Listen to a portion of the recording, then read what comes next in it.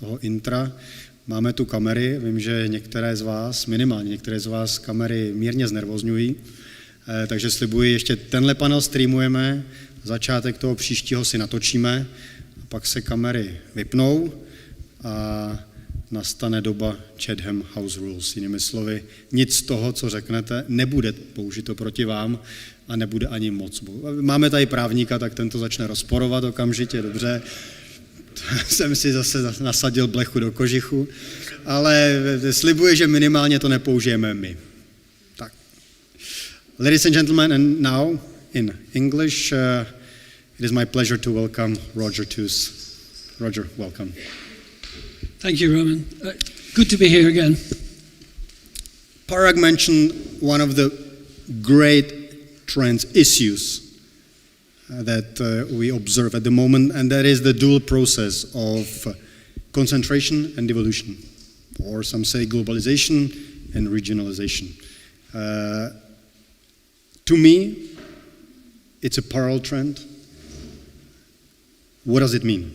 Where are going to be the biggest battlefield? Because, of course, for each individual player, the interest to globalize and to regionalize or turn inward is somewhere else, and it's going to be a power struggle. How to read it? How do you read it at the moment? Yeah, that's a really interesting but a very difficult question. And I'd like to preface my responses to this question and to others by saying that not only are we experiencing times of rapid change in the material life, but also in the way we think about things. And I was tuned in to a meeting of the British Bank of England Monetary Policy Committee. That sounds really exciting, doesn't it? On Wednesday, and I could see that the governor of the Bank of England was really struggling to put across the fact that they really didn't know too much about what was actually happening in the economy at the moment. And then I came across a quote by the governor, the chairman of the Federal Reserve, made on Wednesday in an interview, and I think we should bear this in mind. And this is the quote, and I was so struck by it, I actually wrote it down, which doesn't happen very often. And this is Jerome Powell, probably the most powerful economist in the world, and was certainly in terms of in the global financial system, which we'll be looking at later on, I think. He said, we have to be humble about what we know about this economy. Now, coming from the chair of the Federal Reserve, that is some statement. Because normally the claims are the other way, that we're omnipotent, we know everything, and we can control. So let's try to put what we're talking about today in terms of the fact of the reality, let's say, that prediction is not what we're doing. And I liked the fact that Parag mentioned Peter Ho, who is a scenario planner. And I think the best that we can do is to think about plausible scenarios. Okay, so what I'm going to be engaged, hopefully, with you is a discussion on plausible scenarios, which I think is probably the best way of thinking about all the issues that we're going to challenge and confront today. Now, having said that, we are certainly in the middle of massive changes. I don't think we're talking about deglobalization in any extreme sense. And in some ways, why would we? Because of the economic cost and the benefits that we have achieved through this process. But we are certainly, and this is where I support what Parag's saying 100%, we're seeing the regionalization. And of course, in many senses, what people talk about in terms of globalization was often regionalization of supply chains anyway.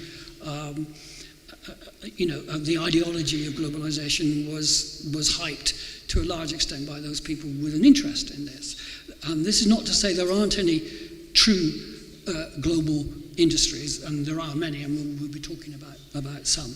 So I think we are in a situation where a lot of the things we talked about back in this room in 2018 have happened quicker than I expected, and this is partly because of COVID, but not only because of COVID. The acceleration of, for example, of digitalization and the consequences of the dependence in the production chain upon things like semiconductors and their sources have come about much quicker than I thought would be the case.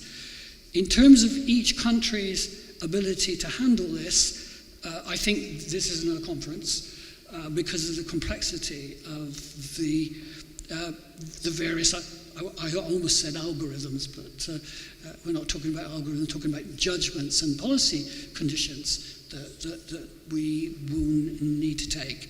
So my conclusion is a temporary one because things are happening so fast. And in terms of Roman's question, there will be battlefields, there will be massive uncertainty, and I just think we have to dig deeper down, not to be able to think that we can predict, because the future is no longer a reflection simply of the past. And I think that's a very important point that we should all bear in mind in this discussion today. What we're facing, it seems to me, is some readjustments in global supply chains, some readjustments in the way that suppliers, reliability, possibly towards more resilience in many circumstances. But smaller economies, and particularly economies like the Czech Republic, which are highly dependent upon international trade, global production chains, are faced with consequences which are not the consequences that you would anticipate with global growth. In other words, the consequences of being highly integrated into the world economy when the world is growing, when the cake is getting bigger, are completely different order from when there are hiccups or problems along the way. And given the collapse, to a certain extent, of the global economy and the way that the global supply chains have been interrupted, particularly but not only within the automobile sector, then I think there are really serious issues of reconfiguration which might be necessary.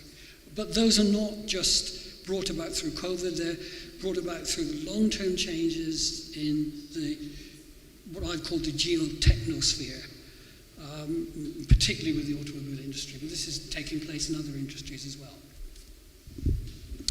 You've mentioned complexity. I was just thinking about it recently. Remember the 2728 crisis in the United States that to a very large extent reflected the inability to grasp how complex, interdependent the financial system back then was. Now, maybe a bit of a hyperbole or maybe a provocative thesis, but to what extent a similar complexity can cause yet another collapse. Similar collapse, but this time it's not going to come from the financial sector, but generally from the global economy, and the links that are knowingly and unknowingly being either exploited, the so-called weaponization of everything, all the cross-border links, on one hand, and on the other hand, of course, natural disasters, accidents such as the tanker in Suez Canal and so on and so forth, always again and again expose how fragile the system is. Yeah, fragility is an interesting word, isn't it, in terms of global supply chains. And I think here, what COVID showed us was two things. One, it exposed if you like, the hidden infrastructure on which the global economy depends upon, and the example of the evergreen in the Suez Canal is a really interesting one. Many people in the UK won't be able to celebrate Christmas in the way they normally celebrate Christmas because these things are still in a container somewhere from China. complexity has become a core element, it seems to me, of the system. And any complex system, human system anyway, will have unintended consequences which are non-rational and non-logical, but will only be exposed in crisis. In other words, when something fails. And the interesting thing about this, of course, is the lessons that have been drawn from the failures and from the breakdown, directly from complexity, from the unintended consequences. So, for example, how much longer can manufacturing be based upon Toyota's system of just-in-time? So do we move from a just-in-time system in terms of manufacturing or a just-in-case system? In other words, what's the trade-off between resilience and efficiency? Does that simply mean increasing along the line some stocks of goods? And if so, what are the consequences? In other words, once the system has been tested and seen some cases to fail, how deep do we need to go back into our existing models of thinking about the global economy once we, and this is a phrase that Parag used, once we build back better? And I suspect those lessons have not all been learnt yet. Looking, for example, at the global supply chain situation across a number of industries, it's not obvious that things have been radically changed at a global level. And where they have been changed, it's not stopping existing supply chains, but adding to the range of suppliers. In other words, building in the resilience in case something like this happens again. By the way, it will happen again. I went back and had a look at the McKinsey Global Risk Map for 2010, which had, as an outlier, way out, they do it in a series of interlapping circles, if you've ever seen it, as an outlier was global pandemic. It's now in the centre, of course. Wonderful post-hoc knowledge, isn't it? But it's always been there, and so for me, in terms of the question of complexity, is not to make things necessarily less complex, because they will be. I mean, we live in a complex world, and it's that complexity which delivers the society and the level of consumption that we enjoy. And if we make things simpler, maybe it won't be so effective in that sense. Is to learn the lessons and to be adaptable to the consequences, with the proviso that these things will happen. And I think this is the big lesson, hopefully, that we will learn. Have a question there? Well, can we interrupt you while you are... Yes, please. Yeah. No. Please do. Please do.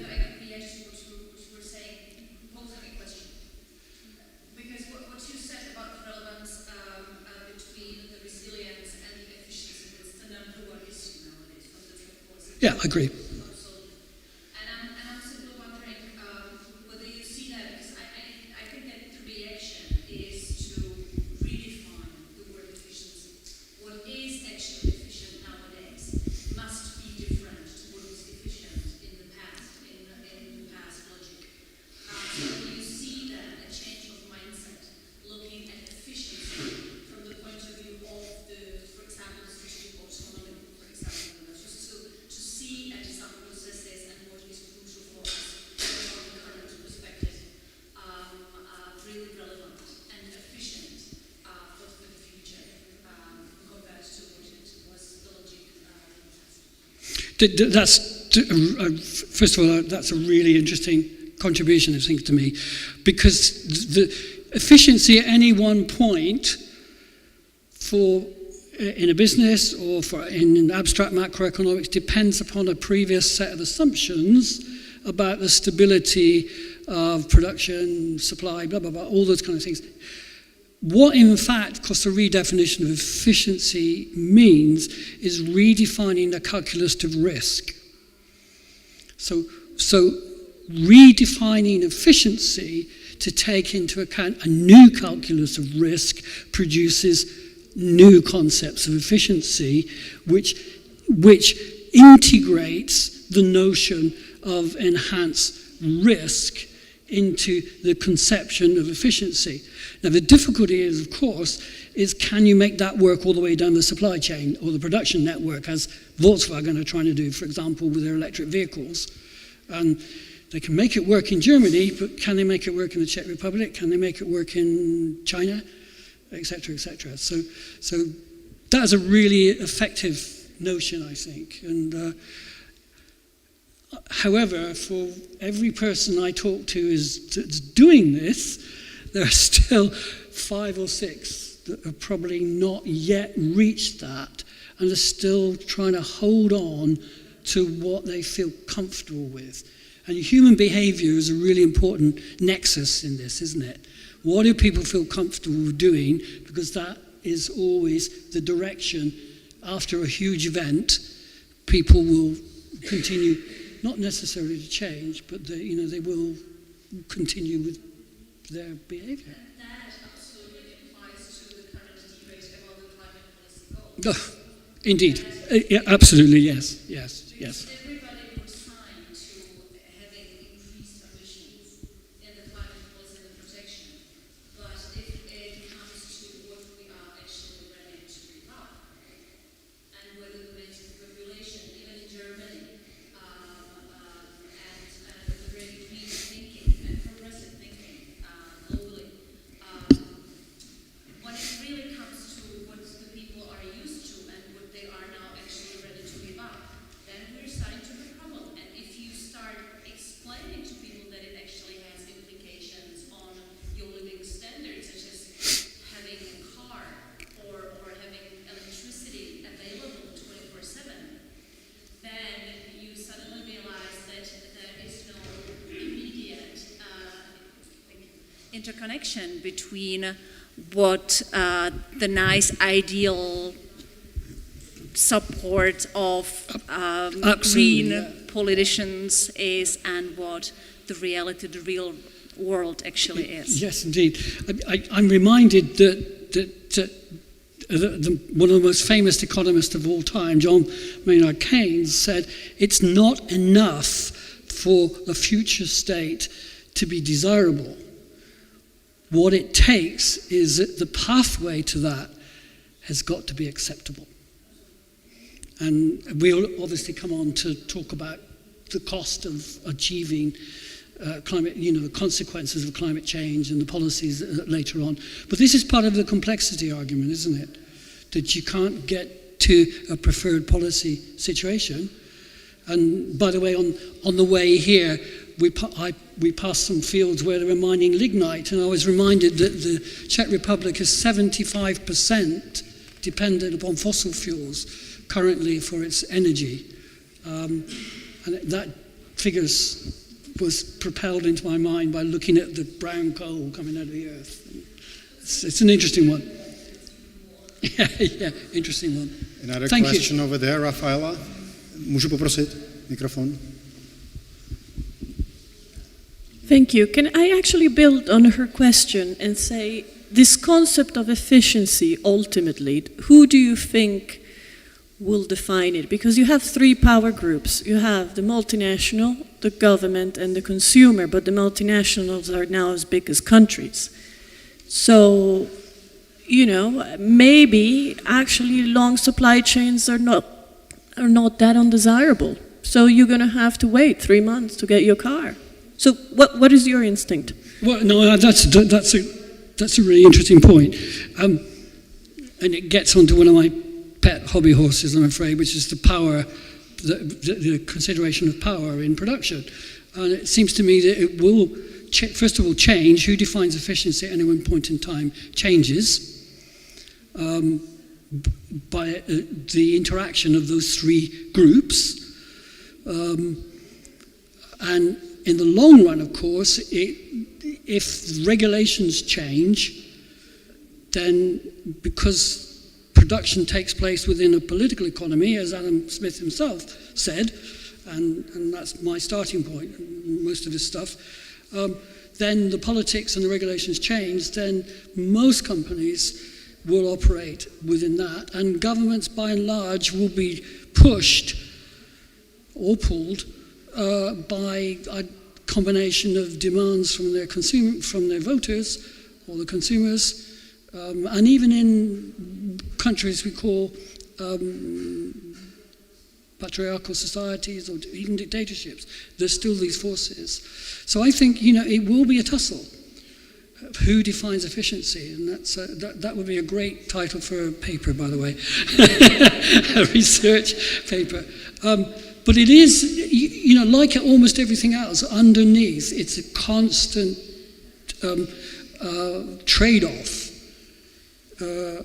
between various forces that arrive at an accommodation, let's call it, for a particular time. Now, in a world that's, for example, open, which is the world characterized by the World Trade Organization, rules, etc., then you can assume these are part of the structure.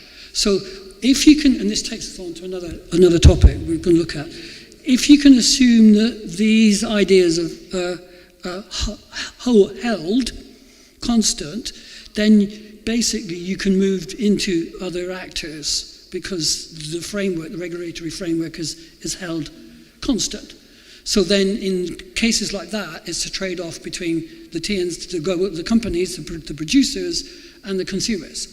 But once the framework starts changing, and I don't buy the thing that it gets politicized, because it's always been political from my point of view, but it's stable. So the question is, how stable is the regulatory framework? Then it becomes efficiency is determined by the trade-off between the producers and the consumers in this highly complex, highly dynamic situation, which is constantly changing.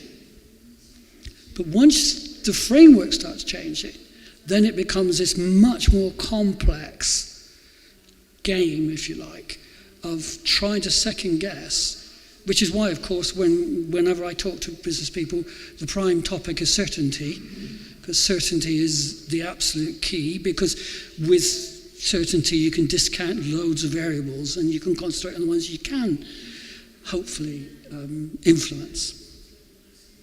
That's the beginning of a conversation. Other questions on this topic, ladies and gentlemen? Martina mentioned strategic sovereignty, following on the logic of essentially politics getting more and more involved, let's say, playing bigger and bigger, larger and larger role in economy as such. What do you think about it? Is it valid? Because, for instance, here in the Czech Republic, a lot of people are still, let me put it this way, free marketeers, and every time they hear politics, policies, they see red. Now, one thing is that it's reality. It doesn't make any sense to use normative language and say it shouldn't be that way. It is that way. The other thing is, does it, as a concept, does it make sense for the Europeans? And how to approach it? Because, of course, to a German, if you speak to a German, you're talking about, that there is no one-size-fits-all policy. To a German person, policymaker, it's probably different than to a French one, to Italian, and so on and so forth. The notion of strategic sovereignty is an interesting one, isn't it? And I often wonder who benefits from it. My old teacher and then collaborator at the London School of Economics was a lady called Susan Strange. And I became converted to political economy by her suggestion that you should ask the question, who benefits about almost every aspect of life, particularly rules and regulations. So who benefits? Strategic sovereignty is a concept which is, of course, embedded in the notion of the nation state. In reality, of course, almost no states are autarkic in its very specific technical sense, or economically self-sufficient. And so strategic sovereignty, what that would mean for a small country, I don't really know. It probably means impoverishment, if you take it to its extreme. For Europe, strategic sovereignty could be a valuable input in the determination of policy. For example, take a world that looks almost exactly as Parag explained it in terms of the three competing. He didn't actually say competing, by the way, did he? He said three blocks on that basis. Then some form of strategic non-dependence in terms of supply chains for critical raw material, for critical technologies, and the one that's actively been addressed at the moment by a number of TNCs in Europe is semiconductor, especially for auto production, but also, things like battery production. So both Mercedes and Volkswagen are going ahead with mega factories in Germany, and there's also, I believe, one coming in the Czech Republic, but in planning anyway. Inshallah. Yeah, probably, yeah, indeed. So I just feel that the discussion on strategic sovereignty, it's obviously got a usage at some point in this, and it certainly helps us in Europe feel that we may be a bit more important than we might be. But there's some real consequences and some real potential benefits in terms of, again, going back to efficiency and risk. If we can reshore, if you like, some of the key dependencies, there will be a cost, full stop. But there may, at the same time, be benefits in terms of security of supply, but those have to be thought through. I suspect as a way of approaching, I was going to say post-COVID, but if COVID becomes endemic, then it's not post-COVID, is it? So it's really interesting to think about how we would characterize this period. I think, if the European Commission gets hold of this, let's look at a bureaucratic way. If the European Commission gets hold of the concept of strategic sovereignty, it will be used to achieve certain policy goals, the effectiveness of which I'm doubtful about initially. But there will be certain key technologies and certain key supply chains which there may be some strategic benefit in this idea. Now, where does the common European currency fits into this?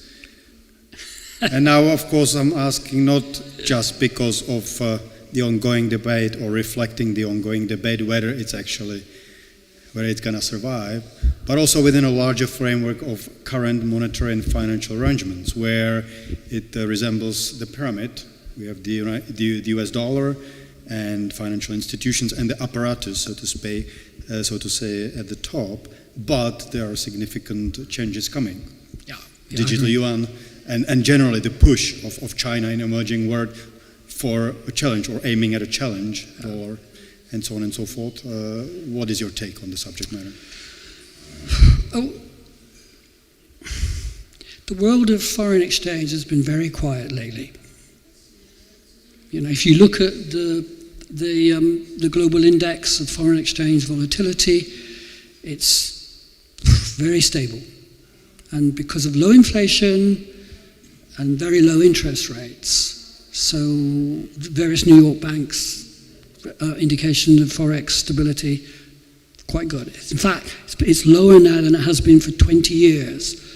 So one of the things going to come out of all this, whatever we're talking about the euro, we're talking about sterling, and certainly if we're talking about the US dollar, it's going to be increased volatility, full stop.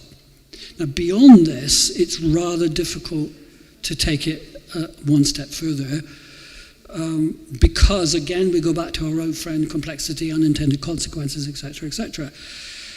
I suspect that all of the currencies that are going to be used as a reserve or a semi-reserve currency are going to have some attacks.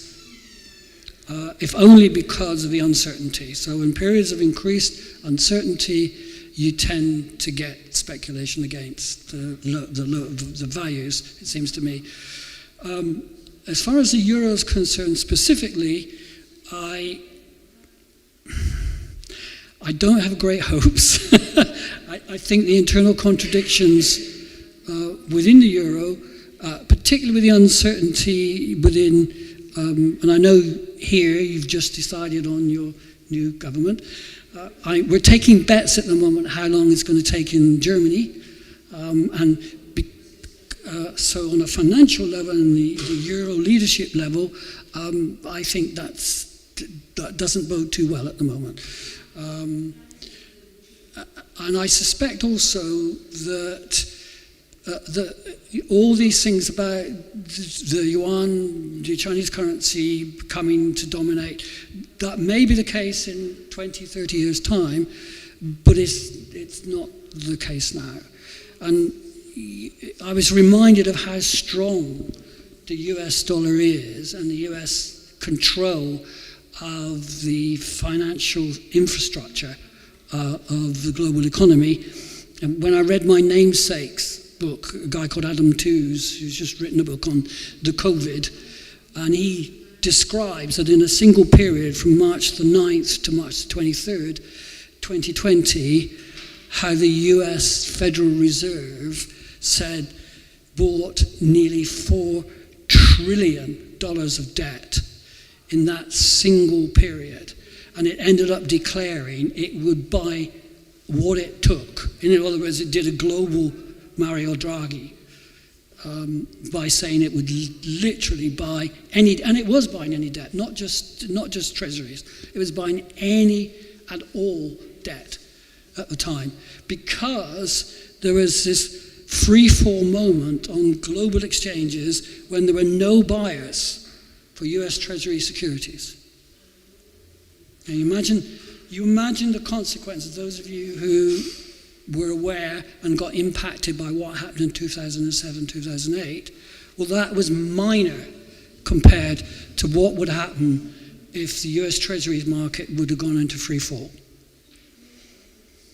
To me, that's not just a superb bit of central banking, as it was, mimicked by the Bank of England, by the way, that we're going to pay for as British taxpayers, but it was also a re-indication, if one was necessary, of the centrality of the US Federal Reserve to the whole deep infrastructure of the world financial system, against which what happens in Europe and what happens in China, I'm afraid, is small. Any questions, ladies and gentlemen? I'm not sure if we covered everything we planned to cover. Absolutely not at all. But it's always the case. Yeah, well, it's fantastic too. Sure. I was wondering, we have experienced a new development with the EU approving the debts, bringing euro and giving it actually into a totally new situation, that euro becomes the currency on the global financial market, where you'll have basically, I don't know how the papers are actually all called, but from the financial, the vocabulary that's something I am missing. But I'm wondering, how do you understand the change of the paradigm of euro becoming the totally different sort of a currency on the global financial markets? Yeah, thank you. Again, that's a really interesting point. So the decision to put COVID compensatory financing at the level of the European Union itself was, at the time, historic and remains of historic importance. Because, as you say, it changes the nature of the euro fundamentally into that closer to a national currency. The problem is, and this has always been the problem with the euro, you don't have the fiscal infrastructure necessary to back that up. So what I'm concerned about is, as a political economist, is that you have the superstructure of a national bank for the euro, but without the necessary political, economic, and indeed some of the financial plumbing necessary to sustain that, beyond the simple issuing of the bonds itself. So the problem will come, of course, with those which are not grants but loans. And who secures that, and how do you secure the payment, etc., etc. And that, whether that acts as a ratchet for further integration or will lead to a complete, oh no, I won't say because that's exaggerating, will lead to conflict within, so the northern tier and the southern tier particularly, although Mario Draghi at the moment is number one favourite, of course, because, well, he's a banker. On that basis. So I think you're right. You know, this has changed the name of the game because it's changed the nature of what the euro is. So it's not simply anymore a medium of exchange.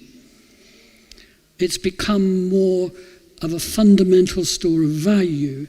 But to maintain that store of value, historically, you need certain infrastructures which are about accountability, responsibility, and also something beyond the loose agreement that was made between the various central banks in order to maintain that credibility. So we're, at the moment, I think the euro is a little bit like, you know, a space station rotating the Earth, and when it comes down, in other words, when the reality of repayment or manipulation or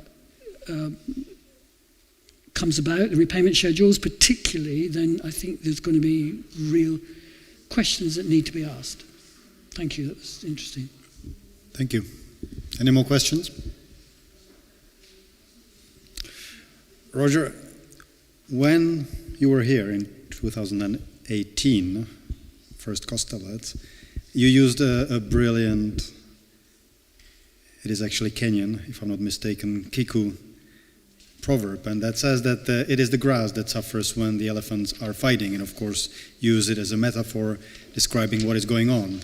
We have big powers fighting over how the world is going to look like tomorrow, and of course as a result there's a turmoil, intended and unintended consequences, and generally the rules of the game, the superstructure, if you will, is changing. Now, how to survive that as a minor player, because like it or not, small open economies are minor players in this sense.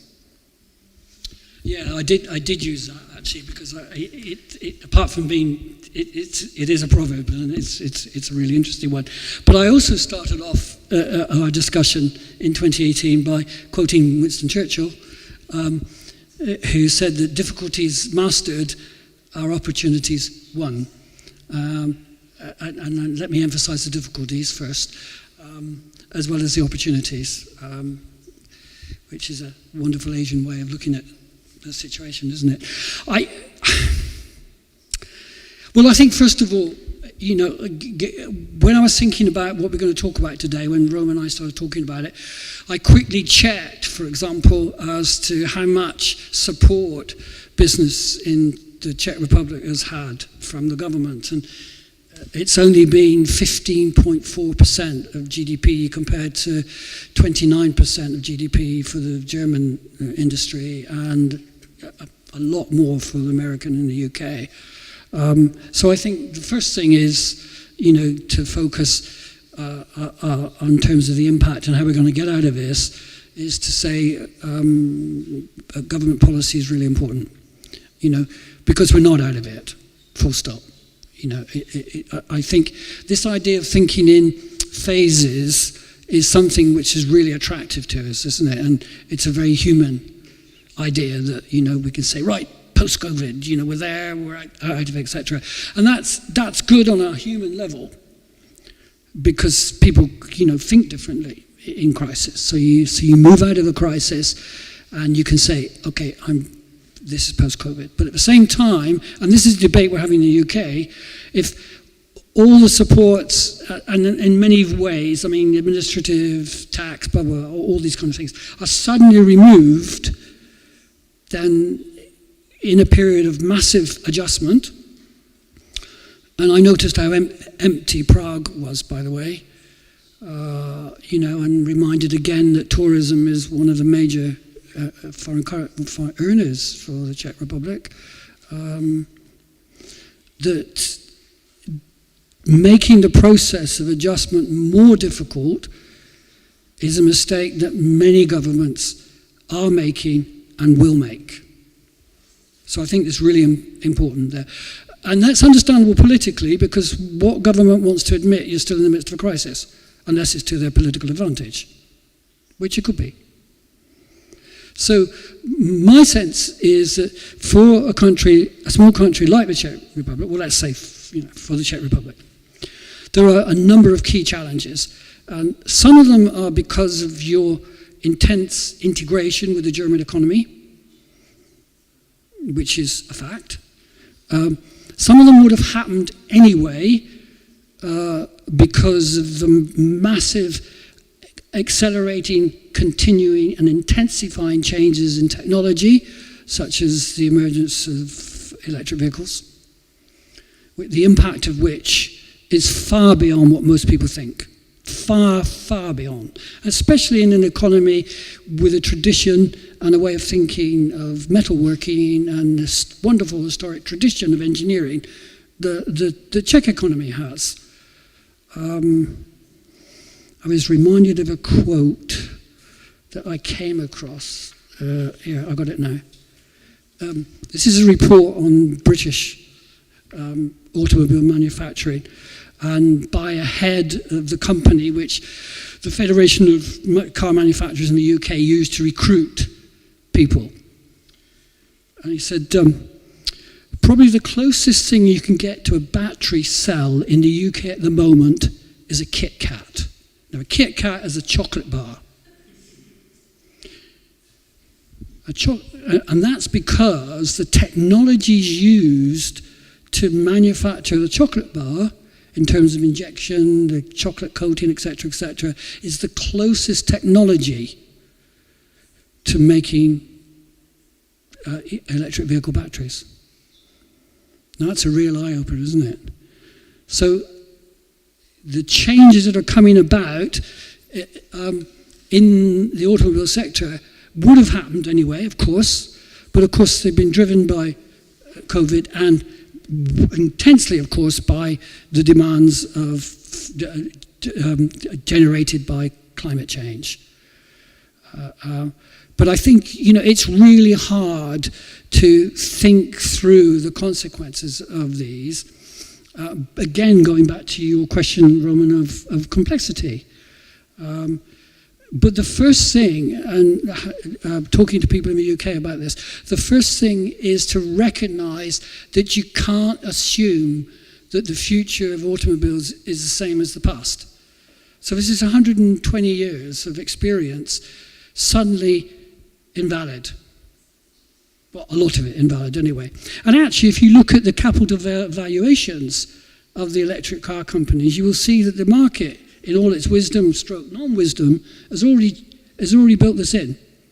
If you look at the valuation of Tesla in terms of per car sold compared to the valuation of Volkswagen per car sold, you will find that the capital valuation of Tesla is nearly 400 times that of Volkswagen. So the market knows something in this case, or is it just speculation on that basis? So part of my argument, and I know this is a very extended one, is that what's going to happen here is intensified and accelerated, the change, because of the connection, the dependence on Germany, the a lot of the decisions that national governments like to claim are their own are not. They won't be able to make these.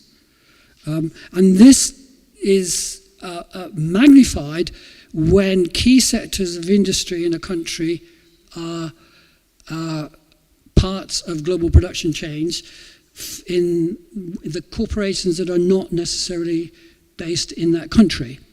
In other words, you can't make the assumption that the interest of the national economy is the same as the interest of what's happening in the global production chain. And this is very much the case now, the changes, the fast pace of changes that are taking place in some of the key sectors of the Czech economy. So automobile, electronics, there's a huge Foxconn factory not very far from here, I think. These are the result of decisions taken by global companies in the interest of global companies. Not in the interest of workers in actually where we are now, nor in the interest necessarily of workers in Germany. But if you look at the governance structures of German companies, I know what interests are going to come first when the trade unions and local politicians are on the governance structures of the main board of Volkswagen, etc., etc. These are important questions, of course, because it's not deterministic, but these are important questions. The second thing I think this is really important here, and I mentioned it in terms of my comments on lignite, is that the pace of change is going to be increased. Our wonderful Prime Minister in the UK, I say that tongue-in-cheek, likes to boast that we brought down our coal in the UK, coal use for energy generating down to 1%. It's not strictly true because when the wind stops blowing and the sun doesn't shine, which is a lot in the UK, then we have to switch to the Drax power station in Yorkshire, which doesn't have scrubbers cleaners on its coal-producing power station. But nonetheless, I think the pressures upon the Czech economy from this is going to accelerate, it's going to grow, and you don't think we can underestimate the cost or the challenges and the opportunities, of course, for companies in terms of what might actually happen. So I think it's a mixed picture. There's all kinds of things going to happen which will create really interesting opportunities, but I think there are imperatives. I like that word, imperatives, which means you can't avoid them, basically, imperator. I had the misfortune to study Latin at school, not because it was Latin, but because the Latin master was a rugby player and he used to pick you up and throw you around in class. This is when it was allowed, if you got the declensions wrong. So the imperatives will be to adjust and change. And I think our ability and the abilities of many economies to adjust and change has been both increased and intensified by the experience of COVID, but also the actual capabilities have been overwhelmed. I think COVID has overwhelmed a lot of our sensibilities, a lot of our capabilities for achieving change. And I find that just talking to our friends across the world and our friends, we've got a lot of friends in China, people are tired. And you need energy to change. And I don't just mean generated energy, electricity, human energy. Most of all, you need ideas. And I have been aware, though they're not actually counted yet under your national statistics, the number of startups and outsourcing digital companies in Prague itself, and also some of the smaller cities, has been growing enormously. And for me, that's a really interesting sign. So I think there are some very interesting and positive features coming at this point, but there are also some real challenges, and I'm not so sure to what extent it's possible for the Czech Republic itself to respond to these in a sovereign way, come back to a sovereignty way. Thank you, Roger. Ladies and gentlemen, food for your thought. We have 30 minutes again to process and prepare for the next panel. See you in 30. You can go for